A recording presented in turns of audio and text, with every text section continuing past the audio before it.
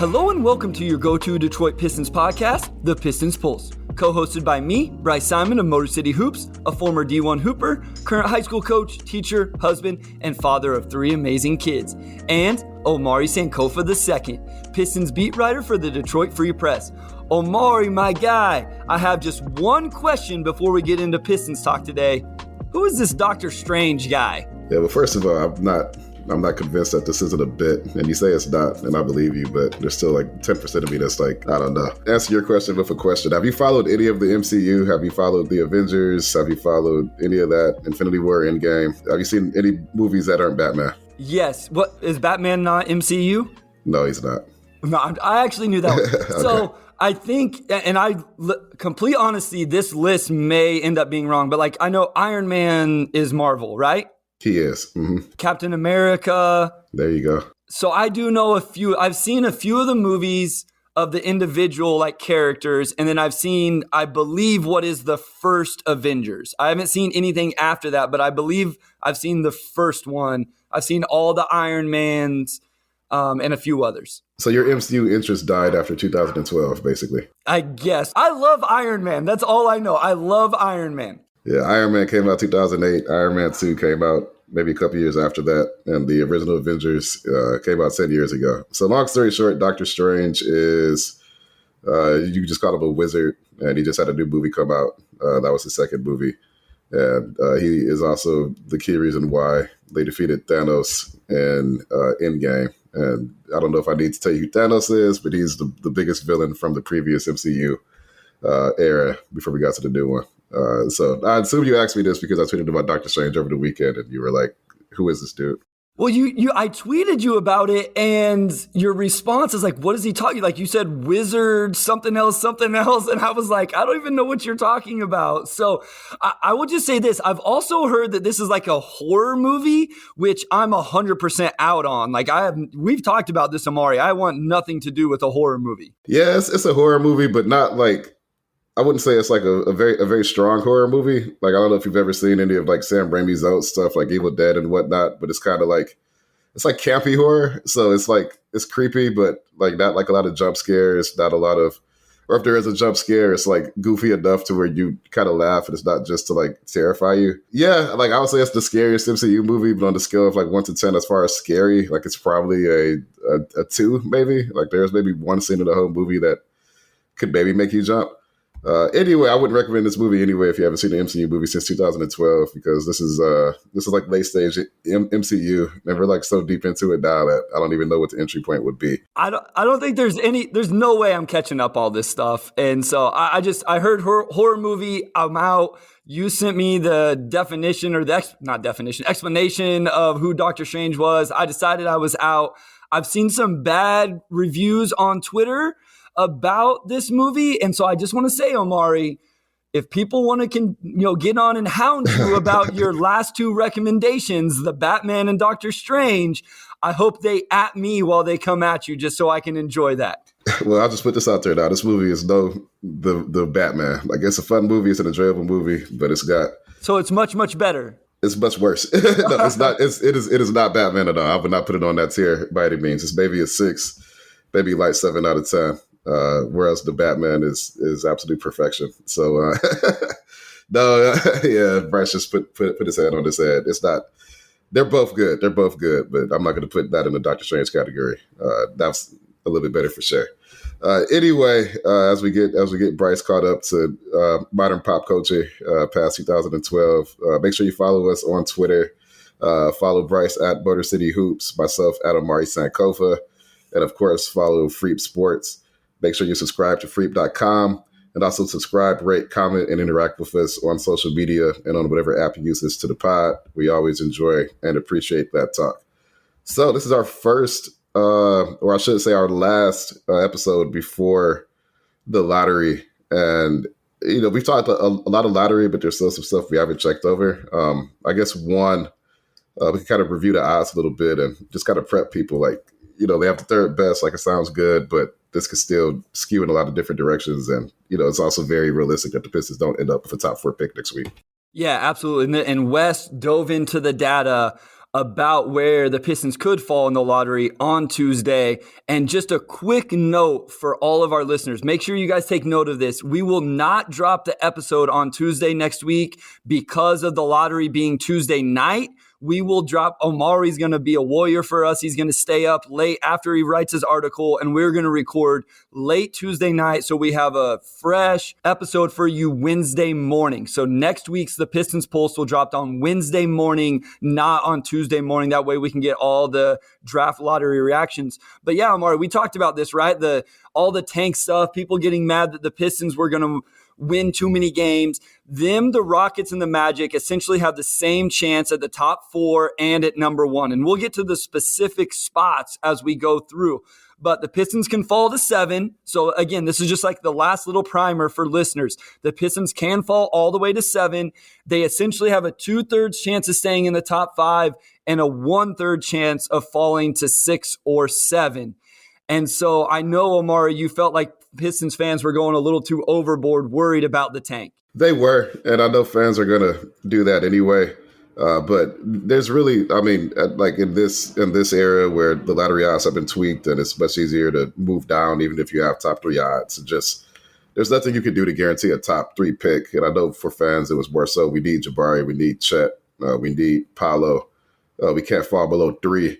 But even with the best odds, you still have like a 40-something% chance of falling down to 4 or 5. So there's nothing you can do to guarantee that. Like, despite your best tanking efforts, you can still fall completely out of the top 3 or 4, which in this draft is tough because it's really a 3 or 4 player draft. But there's nothing they can do. I mean, it's all luck.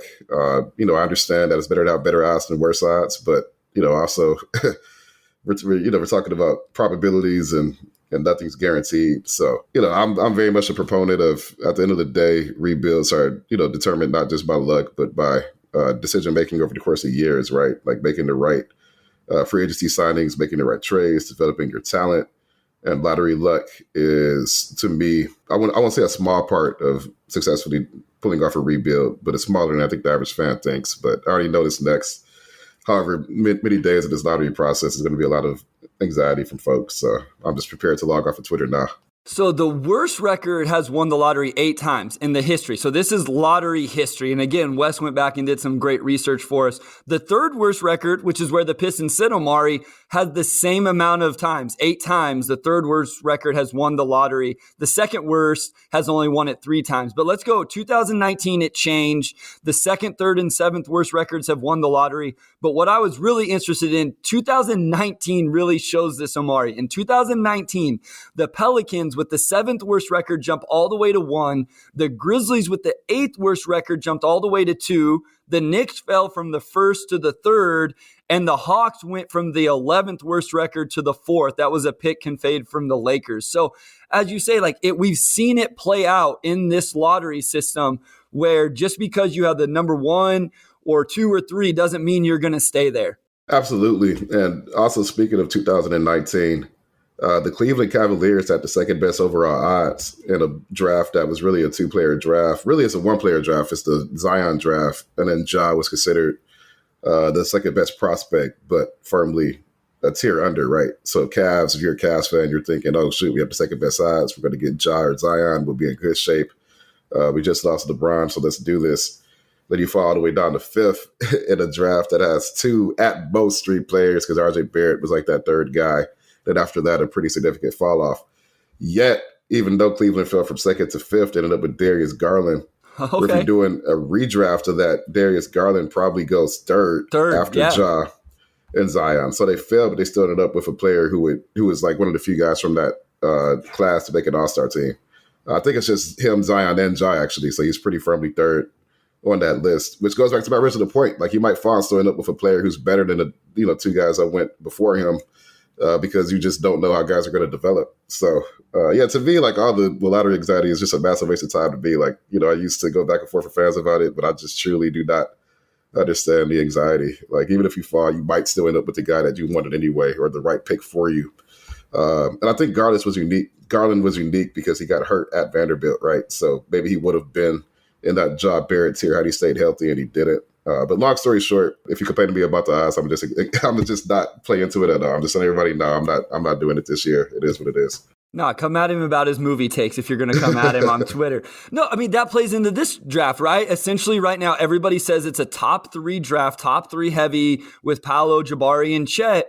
And I think Pistons fans, I'm prepared. Actually, you know what? I think Pistons fans, if the Pistons fall to 4, there's enough intrigue about Shaedon Sharpe. They may stay excited.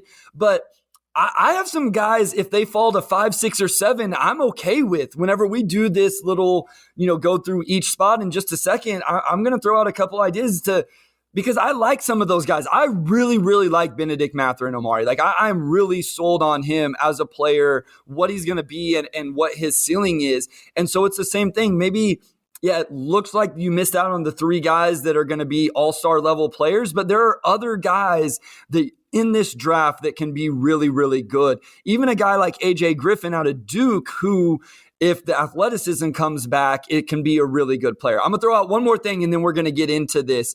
And that's where the number 3 worst record has fallen in these past 3. So the 3rd worst record since 2019. Last year, Orlando fell to 5th. 2020, it went up to the 1st pick. That was the Minnesota Timberwolves.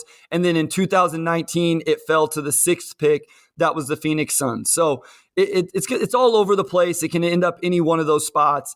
And that's just kind of the history of it there outlined for everybody. Right. So you're looking at 5th overall, 1st overall, 6th overall. So completely opposite ends of the spectrum. It probably doesn't ease any fears that they didn't just stay at 3 or just move up to 2 one of those years. It's either you're moving up 2 spots or you're falling down 2 or 3 spots. But again, the Pistons have no control over it. So just go along for the ride, and they have to get the pick right regardless of where they fall.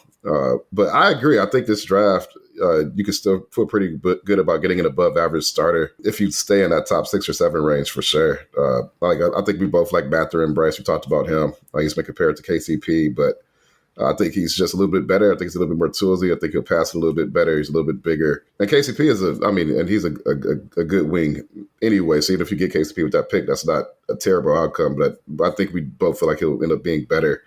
We talked about Shaedon Sharpe. If you're making a swing on a guy, that's obviously the guy that you want to make a swing on. And right now his draft range is sort of vaguely top 10.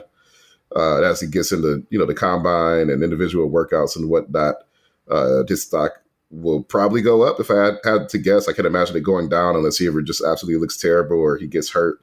But yeah, if the Pistons are in that 4, 5, 6, 7 range, then Sharpe absolutely is in play. Keegan Murray, I think we're a little bit more divided on him. But again, a guy that's averaged 23 points, 8 or 9 rebounds. On the efficiency he averaged, it shot like 40% from 3. For me personally, it's just hard to see how a guy like that is not, at the very least, an average NBA starter. To me, that seems like a guy who's in that Tobias Harris tier of, like above average starter, isn't making a lot of money. There isn't a team in the NBA that couldn't use a guy like that. And if the Pistons fall outside the top 3 or 4 or 5, wouldn't shock me at all if Keegan Murray goes. Even Jaden Ivey, and I think we're a little bit both cooler on him, maybe. Yeah, I would agree. Than the consensus, but but if you have a chance to get like a super athletic 6'4" guard, with some playmaking, some shot making, even that's fine, right? And there are people, like I've seen people say that they'll take Jaden Ivey over, Chet, or they'll take Jaden Ivey. I think I saw on NBA Reddit or the Pistons Reddit the other week, like somebody was arguing for Ivey being the second best prospect. And I'm not there at all, but again, like you still have a lot of good options no matter where you pick in this draft. The only spot where you probably get a little bit stuck at is 7.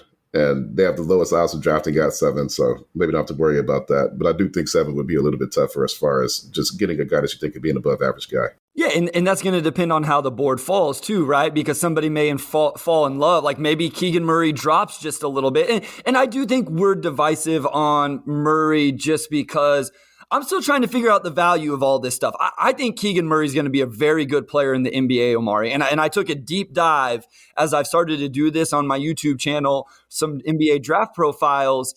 And I came away more impressed with Keegan Murray. I see what everybody else sees in the excitement. I still see a limitation on his quote unquote ceiling. And I want to get into that a little bit with you as well if we have some time. But let's go spot by spot, Omari. Okay, because you started getting into some of the prospects. So we can do this from the perspective of what I would do, what you would do, what you think the Pistons will do. And we'll just have that conversation at each spot 1 through 7. So let's start at number 1. They have a 14% chance at landing the number 1 overall pick again. Let's start with you, Amari. You, not what you think the Pistons will do, not what your intel that you never share with me says. What would Omari Sankofa II do with the number one pick for the Detroit Pistons? Like I'm split now. Like I've been pretty pro Chet this whole time, but I think I still lean toward Chet just because I think it's really hard to get guys with that skill set where you're a good rim protector, but also adding a lot of value on offense as well. Those guys always get paid just because there's not that many of them. So I think I would probably still lean Chet. With that said, Jabari Smith is just like an elite shooter at 6'10". So that's a little bit more of a coin flip for me now. I have to maintain appearances, so I'll just stick with Chet for now. But right now, I think they're just like 1A and 1B for me for sure. But yeah, probably still Chet just because, a guy who could block shots like he can, protect the rim, just like as a rim deterrent. And also shot 39% from three. He doesn't get this comparison a lot, but you could probably compare him to a guy like Jaren Jackson Jr., right? Yeah, I actually have seen that one because the best thing Jaren Jackson Jr. does offensively is shoot, right? I mean, I think is that fair? That's fair. And he actually hasn't shot it that well this year. So I don't know if that's just because of the injury he had last year. He's still getting his rhythm back or what. But offensively, I mean, he's a lob threat. He can shoot it. He's got a little bit of a post game, but he's taking a lot of threes for sure. Yeah, and he shot it well in the playoffs, I believe. Some of the games I've caught specifically, he has shot it well. Now, I don't mean to judge. I mean, obviously, Jaren Jackson Jr. is incredible, but the shot just looks so funky, Omari. And we don't have to get off track here, but every time he shoots, I'm like, there's no way. And then he ends up making it because he's a pro and he's worked at it and all of those things. But yeah, I've seen that one. I've bought into Chet as a defensive player. I bought into Chet as a floor spacer and a lob threat. I'm still Team Paolo. I just have fully bought into Paolo Banchero and what he can bring offensively, a well-rounded game in terms of being able to score the ball as an ISO guy, score the ball in pick and roll as the handler or the roll guy. Plus, he can put it on the deck. Plus, he can pass. The three-point shooting is a little bit of a concern. Is it going to be 35%? Is it going to be 30%? Obviously, that changes his trajectory and what he can do when he's off the ball. But I really like Paolo Banchero. So if I was on the clock with the number one pick for the Detroit Pistons, that's who I would take. And you're not worried about him defensively? I will admit this. I'm not worried in terms of him being a negative, but I don't think he's going to be a positive. Like, absolutely no question. I'm not going to debate somebody that he's going to be as big a difference maker defensively as Jabari Smith Jr. or Chet Holmgren. Like, I don't think you can make that argument, even if you try to project that he gets better at some things. I do think he's at least a neutral. Another guy that I've dove into the film, I've watched full games from this past season, and I think there's enough there that he can be a part of a good defensive team. So what kind of big man do you pair him with if he can't shoot? Like, let's say he's a career 32% shooter. Yeah, you need a stretch guy, right? Because then he's not spacing the floor and you're putting him solely in ball screen situations in terms of whether he's the handler, whether he's short rolls. So I think you got to have a stretch big with him to space the floor if he's not going to do it. I think he's going to do it well enough. Like, I just think he's not going to be movement threes or maybe off the dribble, but I think he's going to catch and shoot it good enough that he's not going to kill your floor spacing. And he has some vertical pop. Like, I don't think you want to stick him in the dunker spot a bunch, but when he has a little bit of time and space, he can elevate and put down a lob pass. So our top threes are probably the same. I would assume you have Chet and Jabari 2 and 3 in some order, and Banchero is my number 3.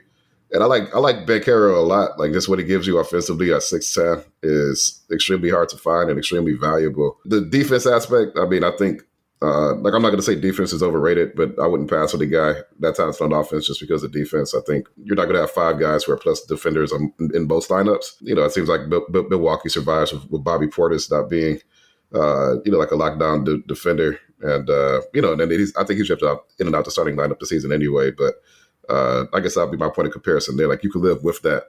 But if Banchero is not a great shooter, if he's a below average shooter, then that to be pretty firmly caps his ceiling. And that's why I kind of worry about him being on that number one pick tier for me. If he shot like 35% from 3, and then for me, it would be a lot easier to do that. But also with the Pistons specifically, if Isaiah Stewart becomes a 35% shooter and now you're pairing him with Banchero, that's a pretty nice fit because Isaiah Stewart can fit next to anybody if he can shoot 35% from 3. We've talked about it. All these guys have limitations, though. So here's my question, Omari. Are you more, and maybe I've asked you this before, are you more confident that Paolo is going to be a 35% three-point shooter, or Jabari Smith Jr. is going to get better attacking the rim and finishing? Because the stat going around right now, I think I saw the other day on Twitter, is Jabari Smith Jr. will have the worst two-point field goal percentage over the last 10 years of any top 10 pick. The worst two-point field goal percentage of the last 10 years of any top 10 pick. And I love Jabari Smith Jr. It sounds like we both have him number 2 where we, on our boards. The guy can shoot he can shoot it. All right. He can really, really shoot it. But there's concerns about his ability to put it on the deck and get to the rim. No, for sure. Yeah, he's only like 44% inside the arc at your 6'10", so that's a little problematic. I feel better about Banchero becoming a better shooter just because I think we've seen more flashes of being able to shoot it. His mechanics aren't bad. He's got great touch. There's a chance he isn't a great shooter in the NBA, but I feel better about his odds of being a good shooter than like Isaiah Stewart. I put it that way just because I think Banchero has a better base to build off of, and that's something that can be developed. For Jabari Smith Jr. to improve that 2-point percentage, like that's just tough because I would assume part of that is like he's taking a lot of mid-range jumpers. He's not getting all the way to the rim. So if you're in the NBA and you're playing next to better playmaking, you're running more sets to get him looks at the rim, using him as a lob threat, maybe, which I don't know if he'll be a great lob threat, but I think he could, perform in that role. That you just take some of the work off of his plate, and that could help him a lot. But at the same time, I just, like he gets to, some people compare him to like Kevin Durant or whatever, like maybe as an outside shooter, but I just don't see it as just the complete, like he's a dribble drive threat, can break down defenses, all that. Most guys do not enter the NBA as 3-and-D guys and then develop like that Paul Pierce level of just like feel and being able to get to the rim and finish, through contact or over defenders or whatever. Like, I just don't think that's Jabari Smith's game. Like, I've compared him to Rashard Lewis or Rich Man's Rashard Lewis. That's still extremely high praise. Rashard Lewis was a great player, but it's just, I think you drive Jabari Smith Jr. with the expectation that he's an elite 3-and-D guy, and anything else you get is gravy. To answer the question, I feel better about Paolo becoming a 3-point shooter. Yeah, I agree. And I do want to talk the JSJ Kevin Durant comparison in just a second. But let's go to a short break, and then we will continue working through the Pistons draft positions, possible draft positions, 3, 4, 5, 6, and 7, and who Omari and I think the Pistons may draft when we come back from this short break.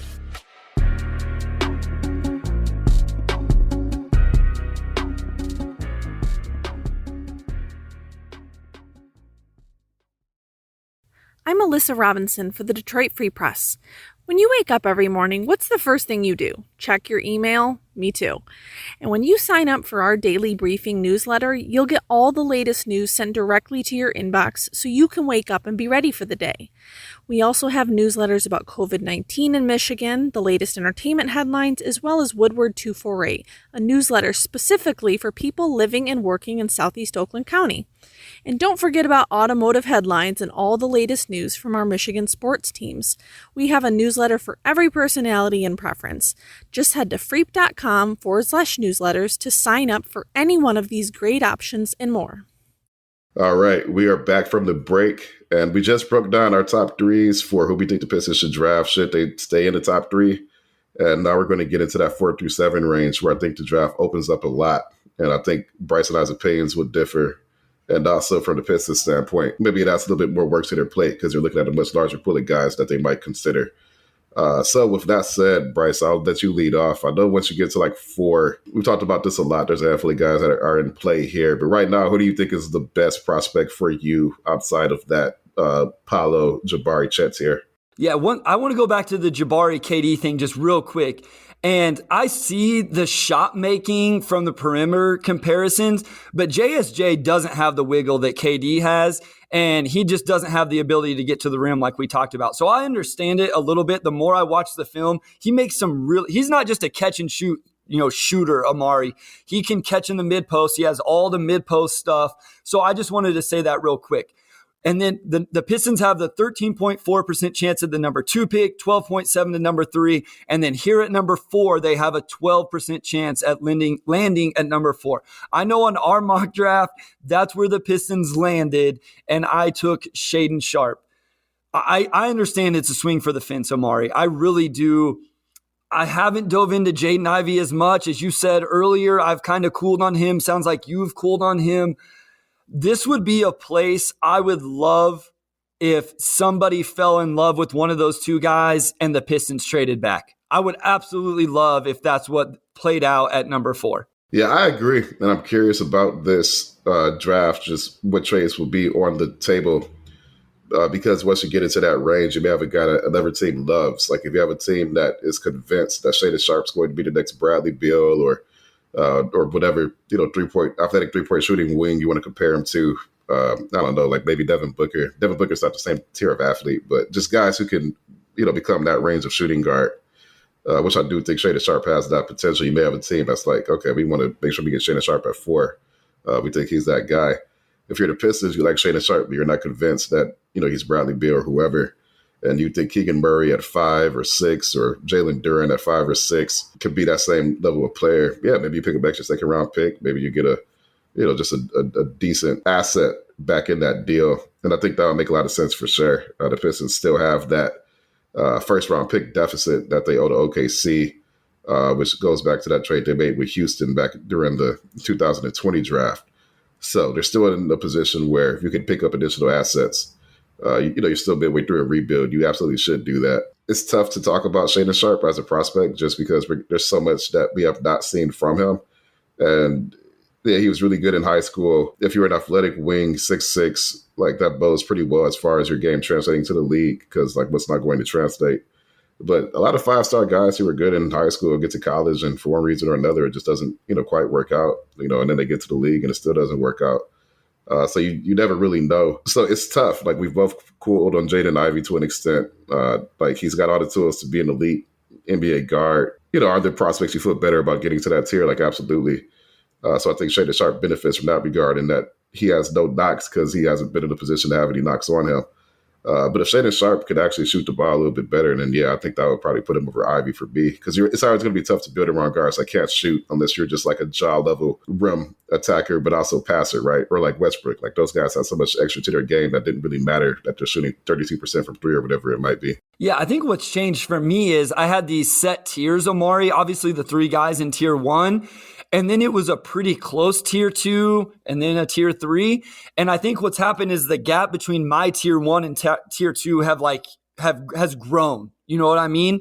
And so that's where I don't know that I've cooled on those guys a ton. It's just I really believe in the top 3 a lot more than I believe in them. And I think I've grown on that next tier of guy. You mentioned Jalen Duren, Keegan Murray, Benedict Mathurin, AJ Griffin, all those guys. And I'm just like, okay, if you're at number 4 and you can trade back to 7 and still draft Keegan Murray or Benedict Mathurin, I'm okay with that. I do have a real quick question.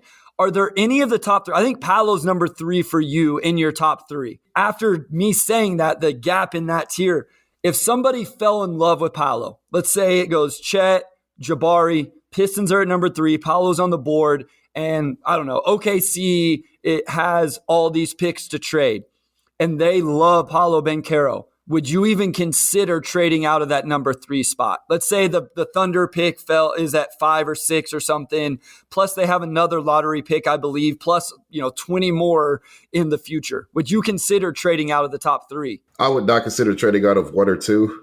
3, it would have to be a pretty good future first round pick. You're getting a pretty good young prospect back for me to even consider it for sure.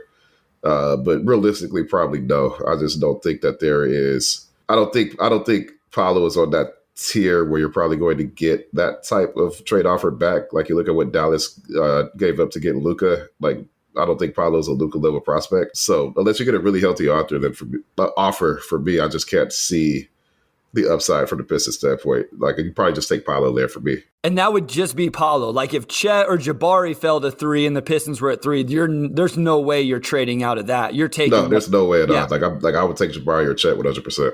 Yeah, so and that's where you and I differ a little bit. Is for me, it's Jabari and Paolo like 1A, 1B, and then Chet was be like my number 3 guy. Who, if somebody would just like absolutely fell crazy in love with him at number 3, and the Pistons were there, and the package was just overwhelming, I might consider it. Let's continue to move down this to the last few spots. So at number 5, the Pistons have a 14.8% chance. At number 6 is actually the individual best odds.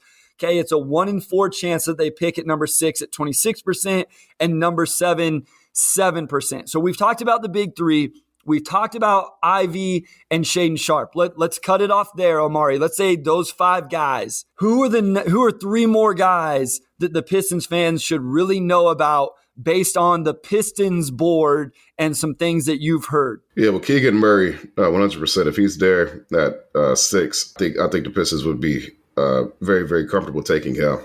Just you look at the productivity argument. I mean, he's a guy that averaged about 24 points and 9 rebounds a game. Shot really well from 3, was really efficient inside the arc. He blocked 2 shots a game. So you've got some rim protection instincts, which are 6'8". How much of that would translate? But the point is that he competes very hard on defense. He's probably going to be the oldest player in the lottery by a pretty significant margin. He'll be 22 years old by the time next season starts. So he's an older rookie. And some teams, you look at the age thing and they're like, well, we want to go on the upside.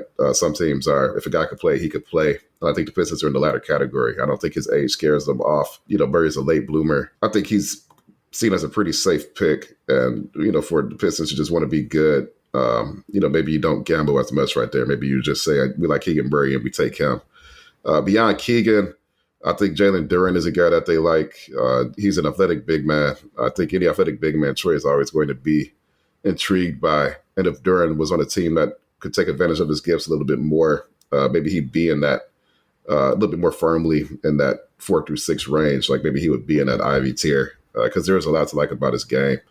Then, of course, Mathurin, we talked about him. I believe the Pistons like him. If they feel as low as like 7, it wouldn't even shock me if they even looked at a guy like a Johnny Davis. Again, another guy who was just extremely productive. Had a couple of injuries last season. So, that kind of dinged his efficiency as the year went on. But dude's a pure bucket. Like he's a very strong athlete. Shot the 3 pretty well at first before it kind of tapered off as the season went on. But, the Pistons, I think they just like productive players. Isaiah Stewart, Sadiq Bey, they're productive players in college and now they're producing in the NBA. The Pistons, I think they'll take a swing on the guy that they really believe in, but at the same time, they just like guys that they know can play. And this draft has a lot of guys that can play, even if they're not necessarily on that superstar level upside tier. Yeah, Johnny Davis is really interesting. I feel like the spectrum on him, if you look at draft boards, I've seen some guys that fall in love with him and have him like top 3, top 4. And then you see some guys who are like, why are you taking Johnny Davis in the lottery? And so that's a name. I wrote down are there some sleeper names? So you brought up Johnny Davis. Has there been any conversations? And I think it would be way too high for these guys, but we've seen crazier things happen in the lottery. You fall in love with a prospect. Any talk at all about Dyson Daniels, Tari Eason, Jeremy Suhan? Like, have you heard any of those type of names? I would imagine you aren't, because the Pistons know they can only fall to 7. But if they fell to 7, it starts to open up a little bit. So any sleeper names for Pistons fans that maybe haven't been talked about outside of Johnny Davis? So right now, I think, the guys I talked about are probably more so in the lead. You could even add, I think probably AJ Griffin in there as well, if they fall to 7 as a guy that, they might see as a guy that could become something down the road. Right now, I think it's more so those 8 or 9 guys. As we get into the combine, as we get into workouts and whatnot, some guys' stocks will rise and some guys' stocks will fall. So, we talk about the draft, pre-lottery and post-lottery is always going to be a little bit different because you could get even more information on guys post-lottery, whereas right now they're mostly just going off of what they've scouted, from guys individually. Things can always change. So it's pretty fluid up until the actual night of the draft. I remember back in 2017, Donovan Mitchell, his draft range was maybe in the 20s or whatever. And then he starts crushing workouts and then he gets into the lottery. And then, of course, he had a fantastic rookie season. So things are still pretty fluid. But right now, I think it's more so the guys I talked about. And then maybe, a few weeks from now, we could see a Dyson or even a guy like a Malachi Branham out of Ohio State. Man, he is flying up draft boards. And he's really young. So again, there's always guys like him who, for one reason or another, teams warm up to them more after the season than during the season. So things can change. So we'll just see. But right now, I don't know if there's any sleepers per se. It's just more so we'll see where the pick falls, and then we'll see how workouts look. Yeah, I think 7, if they could fall like 8, 9, 10, I think some of the names I mentioned start to be like more realistic. And so I just wanted to throw it out there because, again, like I say, if they did fall to 7, I think you could see like things start to get a little bit, I don't want to say crazy, but some of those guys come into the fold, come into the mix. Before we go to our last segment and talk all these trades that our listeners were kind enough to send us, I want to put everybody on the spot. So, Wes, I want you to type this into the chat for us. Omari, Tuesday night, whatever time it ends up being, 8 o'clock, 9 o'clock. I know we're on different time zones, so it gets confusing anyway. When the NBA draft lottery is over, the Detroit Pistons and Troy Weaver will have pick number what? 3. And and I know that they have the third best odds, so that's a very boring pick. But they moved up the spot to get Cade, and that was the draft you wanted to win. I think they fell from like 5th to like 7th, Troy Weaver's first year. This is just more like right in the middle. They're just going to stay kind of where they are now. I don't think it's going to be a lot of theatrics. I'm not going to predict that they'll win 2 lotteries in a row because it took them 51 years just to win one after they took, after they went number 1 back in 1970. So I'm just gonna say they're gonna stay at number 3. I think that's just a very boring but very realistic outcome. So Amari has the Pistons at number 3. Wes has the Pistons at number 4, which I want to say I literally wrote it down on my notes. I would show you guys, but we're not on YouTube yet. So Wes had it number 4. So I'm going to change mine. Pistons fans aren't going to like this. I'm going to say 6th because that's where they have the best odds of individual odds of landing. And I'm completely fine if they come out of this draft with Benedict Mathurin. So for the listeners, send in your ideas for what the winner gets or the losers have to do on the Pistons Pulse, and we'll make a little competition out of this. So Omari has the Pistons at 3rd, Wes at 4th, I'm at 6th. Wes can't cheat this one. He can't cheat me out of a dub on this one like he does on some of this other stuff. So it's all fair game. I don't think the NBA draft lottery cares about the Pistons Pulse and our little bet here. But listeners, tweet at us, email us, leave a comment on Apple, whatever it is, and let us know what we can do for the winner or force the loser. None of that chip challenge stuff, though. Like, I ain't doing that. I ain't about the spicy food stuff like that. But we got some great stuff coming still. Again, you guys send us in all sorts of trade ideas on Twitter. Got a lot of those to get to. So we're going to go to one more short break. And then when we come back from that, we'll get into all of those.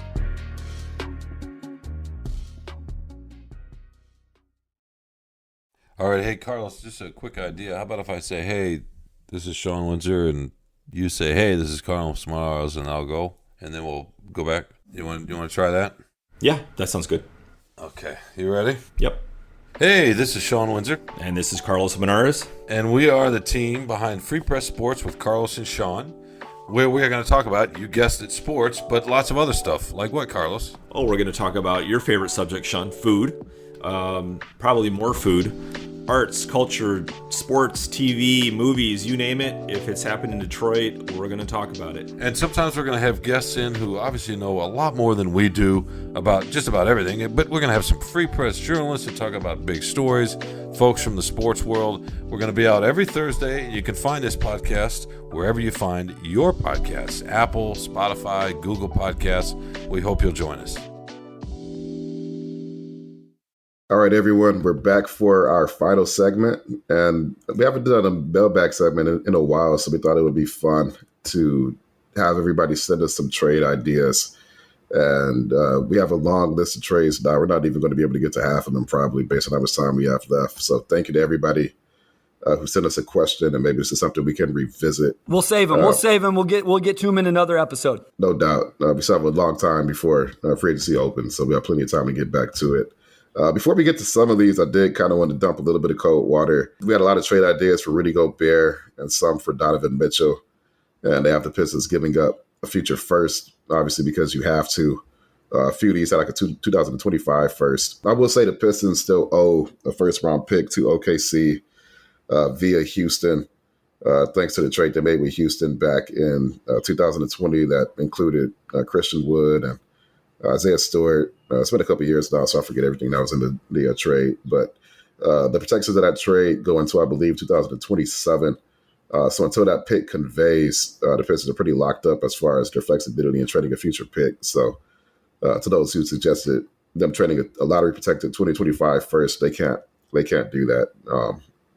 they're really a few years off, really, from being able to give up any future picks. But they could also trade their 2022 first. So that's a trade chip that they have if they wanted to use that. But yeah, the first trade here, we had Jeremy Grant, Marvin Bagley III, Hami, and then 2 second-round picks for Gobert and Michael Alexander Walker. And I would say if Rudy Gobert is traded for less than 2 first-round picks, and I don't have, I don't cover Utah. I'm not saying that I know what the asking price for Gobert would be if he's even on the trade market right now.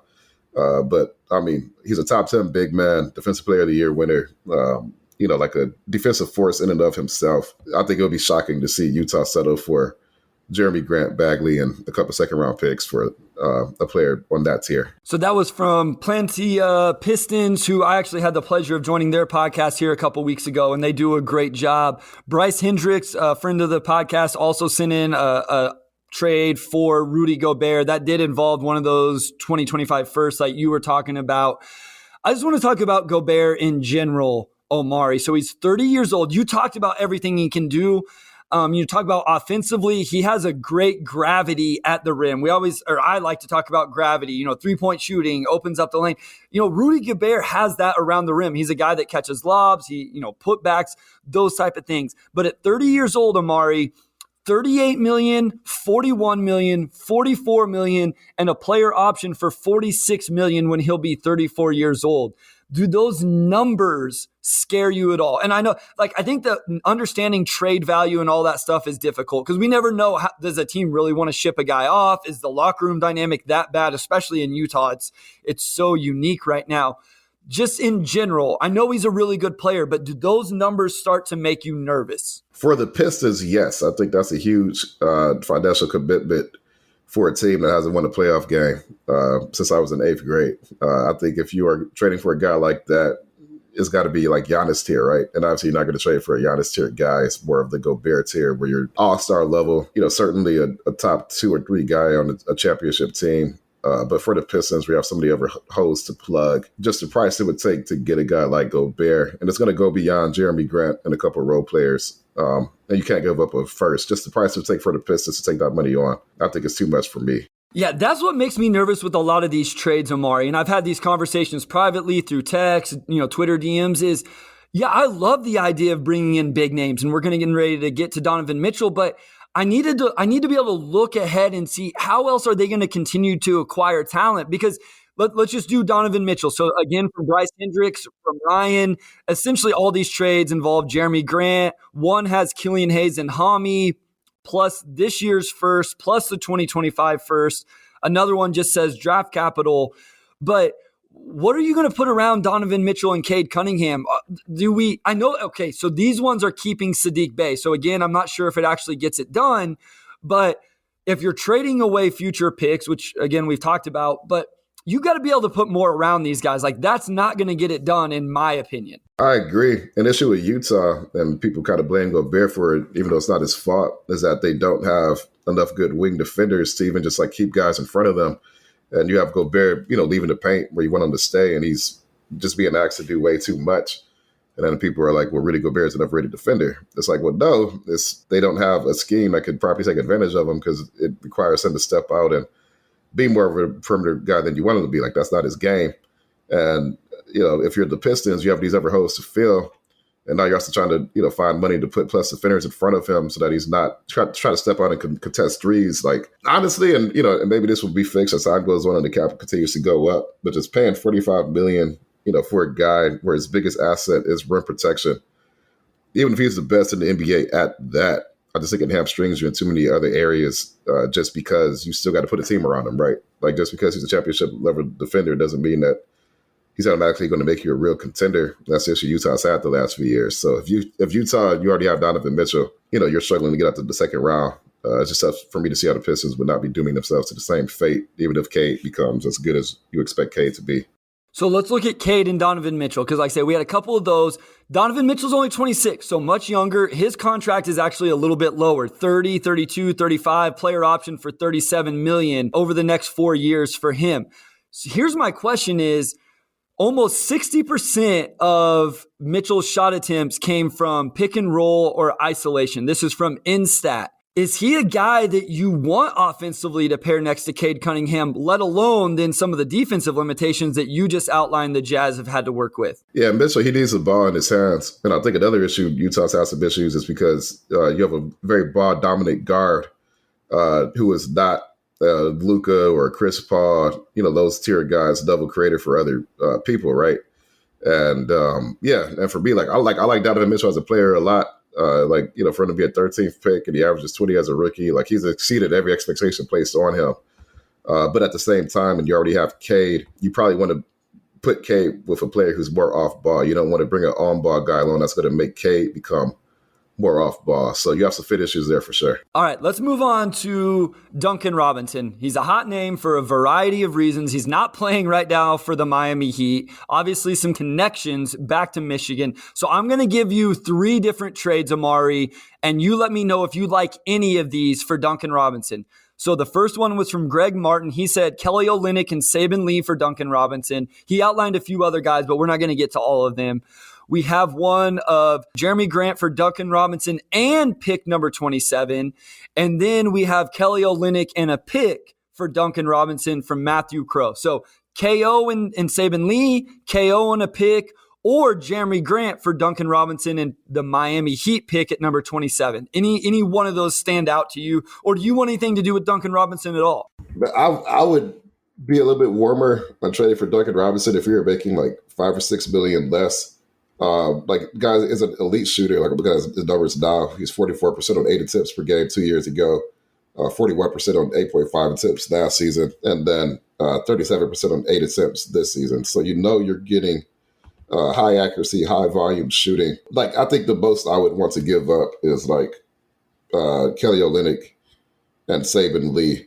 I would not give up Jeremy Grant for him. I would not give up a pick for him, even if it's for Jeremy Grant for Duncan Robinson, in the 27th pick in a draft that's not the most incredible draft. I think the draft will be pretty good, but it's not like last year's draft.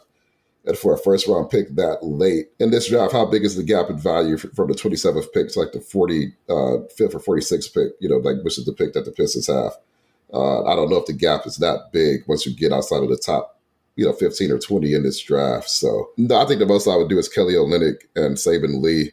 And even then, even if Olynyk isn't a Duncan Robinson level player, he's giving you some everythings at the 5 that I think are useful. And I just don't know if Duncan Robinson raises the ceiling enough for me to pay him between $16 to $20 billion a year for the next few years. Yeah, so Duncan Robinson, 28, cap hits of 17, 18, 19, and then a player option of 20.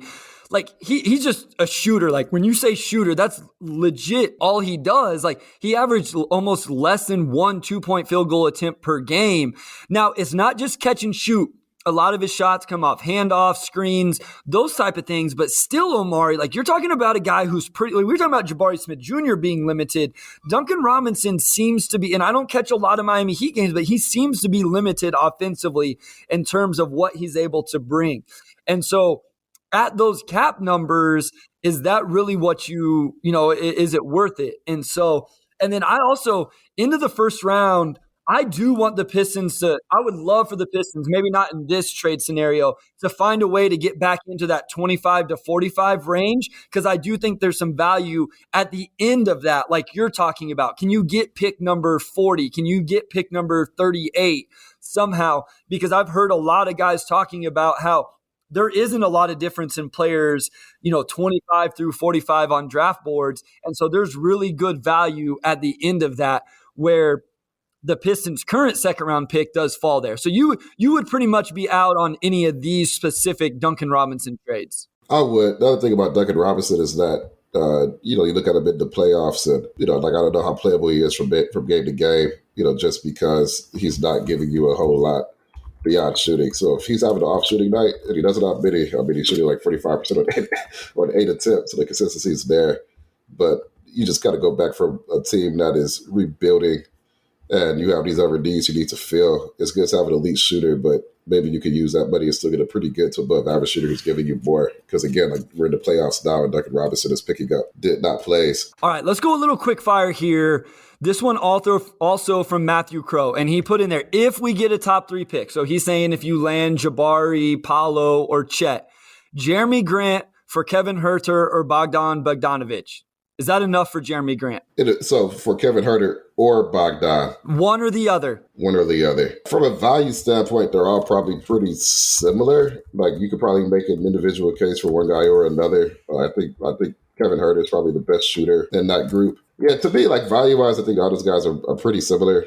Defensively, Jeremy Grant's giving you a little bit more. And I think opinion on Jeremy Grant's defense are a little bit split. I think there's something he's good at, maybe as an individual one-on-one guy. Quite as good as you want, but we did see like a lot of weak side shot blocking last season. Yeah, from a value standpoint, I think they're all just like above average starters for sure. For me, that trade does not necessarily move the needle for the Pistons that much, unless it's just more so we don't want to pay Jeremy Grant $28 million and these guys are a little bit cheaper and we just feel better about it just because we're committing less money. Yeah, I think that's what it was. Herter's contract definitely a little bit less, 14, 15, 17, 18, then becomes an unrestricted free agent. And then I think Matthew was also probably trying to open up those minutes for the rookie. Okay, from Richard Sunley, we got two different ones. So I want to know which one of these you would like better. So they both involve Jeremy Grant. One, again, to the Hawks. This one is for Danilo Gallinari, Jalen Johnson, and pick number 16 in this draft. Or Jeremy Grant to the Hornets for Kelly Oubre, James Bouknight, and the Hornets round 1, which is pick number 15. So Gallinari, Jalen Johnson, and pick 16, or Oubre Jr., Bouknight, and pick number 15. Yeah, I think both of these trades would be good for the Pistons for sure if they decide that they don't want to pay Jeremy Grant $28 million or an average of $28 a year for his next extension. Yeah, I mean, I think both of these trades are pretty good, and obviously it would have to be a situation where Charlotte or Atlanta are looking at Jeremy Grant like, we just need a consistent starter, right? Like Gallinari, of course, he's like in his mid-30s by now. Jalen Johnson, he just came out his rookie season, hasn't done a whole lot. And if you're the Hawks, do you want to add another 16th pick to this group when you've been adding a lot of young talent over the years? Like, at what point do you just say, let's just get a veteran in the room and like let's really try to compete for the playoffs? Because they had a down season last year after the Eastern Conference Finals run, of course. And then Charlotte haven't had as much success as Atlanta, but still kind of similar. You have a lot of young talent. Been rebuilding for a while. Maybe you just want a good vet who's going to come in and be an above-average starter for you. I mean, I like both of these trades a lot for the Pistons. Kelly Oubre would be a really good rotation piece for Detroit. You know, the 15th pick or the 16th pick from the Hawks, you're getting right outside the lottery, but you're still getting in that range where you can still get a guy you really, really like, right? I like both of those a lot. Like, I'll open it up to you, Bryce, but to me, if I'm the Pistons, I'm not committed to Jeremy Grant for that extension. I think both of these trades make perfect sense. Yeah, I agree. I think this was one of the better ones we got sent in. If you had to pick one, let's say both are on the table, you like both, but you're going to take one. Is there one that stands out to you just a little bit more? Because there is one for me. So that's tough. So the 15th and 16th pick value-wise are the same. The best rotation player in both of these trades is Kelly Oubre. And maybe that, and you're also getting a slightly better pick at 15 instead of 16. So maybe that one's better. The only other argument I see in favor of the other one is maybe you think Jalen Johnson's a better prospect than James Bouknight. I really, really like Bouknight in last year's draft, and they had a bad rookie season, but just dude shot the ball well until he got hurt, and then just like an electric athlete. I think I would lean toward the Charlotte trade for sure. Yeah, I texted Wes about this the other day, Amari, and I was like, Wes, why do I like this trade so much? Am I crazy for liking this? But Kelly Oubre is a good player like you talked about. He just has $12 million on the books for this season. Is he a guy that maybe even the Pistons could start, Amari, and then you flip him at the trade deadline or something like that? Or maybe he's young enough, maybe you can keep him around and he becomes part of this quote-unquote, he's only 27. I really like Bouknight coming into the draft last year, just like you, like a lot of people. And then that pick falls in a range where it's intriguing, right? Maybe a guy falls out of the lottery. This is somewhere where like Ochai Agbaji, a guy out of Kansas, I don't love him in the lottery, but you start to get out of the lottery, and that's a nice little selection. Jeremy Sohan, some of those guys we've talked about. So I really like that one. I feel like it's realistic. I feel like it's reasonable. I know we're going to have Pistons fans mad at us because this isn't enough for Jeremy Grant, but I kind of like that trade. I like them both. Maybe I just don't know enough about Jalen Johnson to get as excited about him as a prospect, because I think Gallinari is just a salary dump one way or another. You know, if they just waive him or let him play out the year, but you get nothing from him, in my opinion. Yeah, so I like Gallo just from the standpoint of him. Like, he's been a good 3-point shooter his whole career. He's got to space the floor. He's also 33 years old, and I think he makes like $21 million, and then he enters free agency. So I like the Hawks one just because you get pick 16, which is a decent pick. Maybe you could get Johnny Davis or the guys you mentioned, or maybe Duran slips. Like, you're going to get a pretty good player in that spot. Like, maybe you get Branham, who I think is going to probably keep rising from here until the draft. But good pick. Jalen Johnson, I think, just as a playmaking forward who can't shoot. That's not my favorite type of prospect, but the Pistons may feel a little bit differently about him. Yeah, I mean, both trades are cool to me, but I think we both agree that the Charlotte one, you're getting a little bit more up front in the Oubre and then a slightly better pick, and that probably moves the needle in favor of that.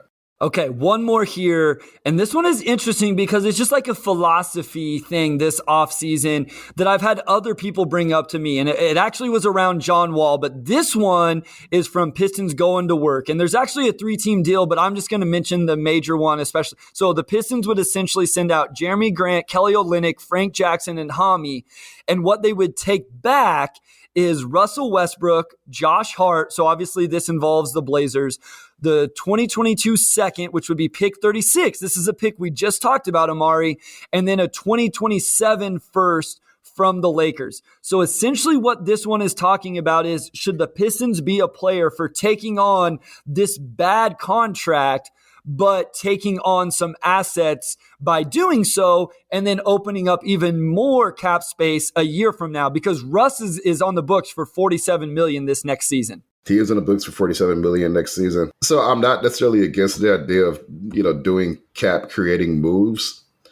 I think part of the thing for me is, so you could create this cap space, but who are you creating cap space for? I think you create cap space with the idea that there's a player you're going to pursue and you feel pretty good about getting them. In the past, you've seen teams like, I think the Knicks, like 5-6 years ago, opened up a bunch of cap space to try to go after Kevin Durant.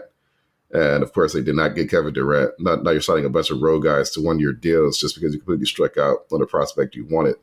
The Pistons are not going to be in play for a superstar level talent for, with cap space, right? Like, you're never going to be a team where you're giving, a top 10, 15 player a max deal. Like, only half of the teams have that type of pool. Detroit isn't one. So I think I'm just naturally against them making a cap creating move just to do it anyway. But also, I think you could probably make better use of Jeremy Grant in a trade if you want to go that avenue as well. I've tried to think about it. I think I'm with you. I don't see the necessity of creating that kind of cap space. I think all of a sudden, right, like, you're going to have all sorts of cap space in one offseason. And like you said, then if you strike out, then what are you going to do with it? You got to spend it somehow. And so I think the cap sheet looks okay, right, Omar? Like, am I missing something here? I feel like, and we had this conversation on Twitter on Sunday where, I think people are almost spending too much money this offseason. But in general, there are avenues like DeAndre Ayton, for example. If DeAndre Ayton wants to come to Detroit this offseason, the Pistons can make it happen. To me, that's what Troy Weaver has done a good job of is, yeah, there's cap space, but even more so, there's flexibility where you can make these things happen if the opportunity is there. And I would rather have that than what you outlined and what this trade would do, which is it opens it up and you better use it and you better have the guy to use it on. And everything I'll say is that the Pistons do have a lot of young guys who will get paid eventually. You have Sadiq Bey, Isaiah Stewart, who are going to be extension eligible soon, and then Killian Hayes as well. You're eventually going to have to pay Cade, and then one day, whoever you draft top 7 this year will have to get paid as well. So maybe it's just the argument of you create caps now, and then when the extensions kick in, paying the luxury tax for the team that can't get out the first round.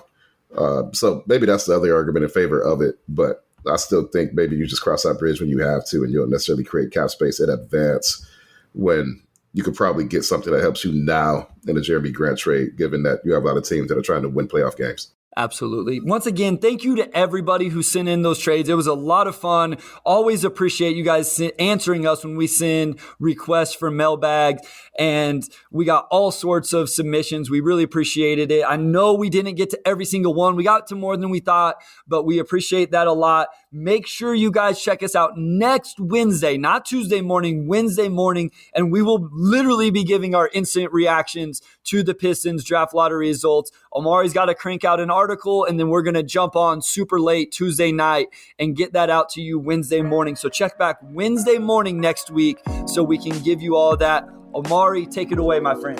Thanks again to everybody who helps us produce the pod. Our editor, Kerry Jr. II, our executive producer, Anjanette Delgado, our other executive producer, Kirkland Crawford, and then, of course, the man behind the scenes who puts our outlines together and keeps us in line, Wes Davenport. Thanks, everybody, for listening, and super excited for next week's pod when we dive in on the lottery result.